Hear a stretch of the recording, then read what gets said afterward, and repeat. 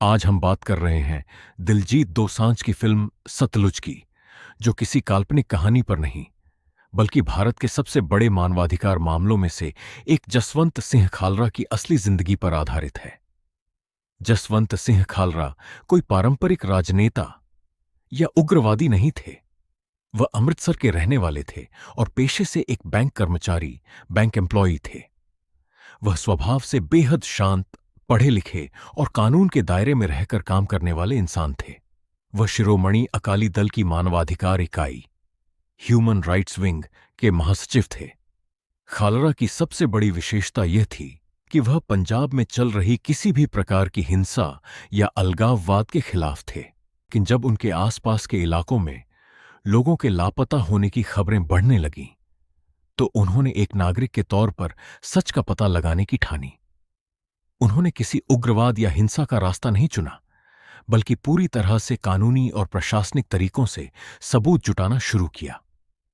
जसवंत सिंह खालरा ने पंजाब के 3 मुख्य क्षेत्रों अमृतसर, मजीठा और तरन तारण के श्मशान घाटों का रुख किया। उनका यह मिशन बेहद गुप्त और रिस्की था। उन्होंने श्मशान घाट के कर्मचारियों से बात करके वहां के पुराने, धूल से सने आधिकारिक रजिस्टरों को निकलवाया। जब उन्होंने इन रजिस्टरों के पन्नों को खंगाला, तो उन्हें एक कड़वा सच पता चला। रजिस्टरों में लिखा था कि पुलिस रात के अंधेरे में या अल सुबह शव लाती थी और उनके आगे लावारिस या अज्ञात, अनआइडेंटिफाइड लिखकर उनका अंतिम संस्कार कर दिया जाता था। खालरा ने इन सभी रजिस्टरों की कॉपियां और रसीदें सबूत के तौर पर अपने पास जमा कर लीं। जब जसवंत सिंह खालरा के पास श्मशान घाटों से जुटाए गए पुख्ता कागजात और आंकड़े जमा हो गए, तब उन्होंने 16 जनवरी 1995 को चंडीगढ़ में एक बहुत बड़ी प्रेस कॉन्फ्रेंस बुलाई। इस प्रेस कॉन्फ्रेंस में देश और विदेश के बड़े बड़े पत्रकार शामिल हुए थे। खालरा ने वहां टेबल पर उन सभी रजिस्टरों की कॉपियां रख दीं और दुनिया को बताया कि अकेले 3 जिलों में ही 2000 से ज्यादा ऐसे शवों का रिकॉर्ड मिला है, जिन्हें बिना किसी पहचान और बिना उनके परिवारों को बताए जला दिया गया था। उन्होंने सीधे तौर पर नियमों के उल्लंघन पर सवाल उठाए, जिसने पूरे देश के प्रशासनिक तंत्र में हड़कंप मचा दिया। चंडीगढ़ की उस ऐतिहासिक प्रेस कॉन्फ्रेंस में जब जसवंत सिंह खालरा ने श्मशान घाटों के सारे आंकड़े दुनिया के सामने रख दिए, तो पूरे सिस्टम में हड़कंप मच गया था। उन पर लगातार इस मामले से पीछे हटने का दबाव बनाया जा रहा था। और फिर आता है 6 सितंबर 1995 का वो काला दिन। सुबह के वक्त जसवंत सिंह खालरा अपने घर के बाहर मौजूद थे। तभी वहां अचानक एक लाल रंग की मारुति कार आकर रुकती है। कार से कुछ लोग उतरते हैं और जसवंत को जबरदस्ती गाड़ी के अंदर खींचकर ले जाते हैं। उनका दोस्त पीछे चिल्लाता रह जाता है, लेकिन गाड़ी वहां से गायब हो जाती है। सिंह खालरा के इस अचानक हुए अपहरण ने पूरे मामले को एक बेहद संवेदनशील और अंतर्राष्ट्रीय स्तर पर बड़ा मुद्दा बना दिया।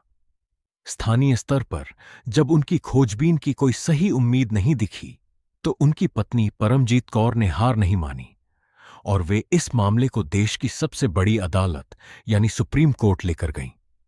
कोर्ट में यह दलील दी गई कि एक मानवाधिकार कार्यकर्ता जो सरकारी रजिस्टरों के दम पर सच सामने ला रहा था, उसे इस तरह गायब कर दिया गया। मामले की गंभीरता को देखते हुए सुप्रीम कोर्ट ने एक ऐतिहासिक निर्देश दिया।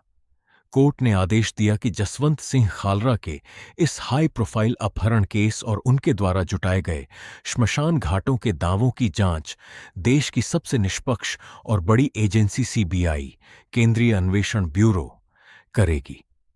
और इसी मोड पर फिल्म में एंट्री होती है अर्जुन रामपाल के किरदार की, जो एक सीनियर सीबीआई मेंबर हैं। उन्हें विशेष रूप से पंजाब भेजा जाता है ताकि वे जसवंत सिंह खालरा का पता लगा सकें और उन फाइलों व रजिस्टरों की सच्चाई को ढूंढ सकें जो जसवंत अपने साथ लेकर चल रहे थे।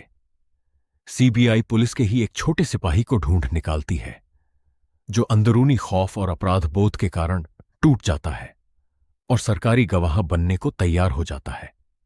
अब पुलिस के बड़े अफसरों पर शिकंजा कस चुका है।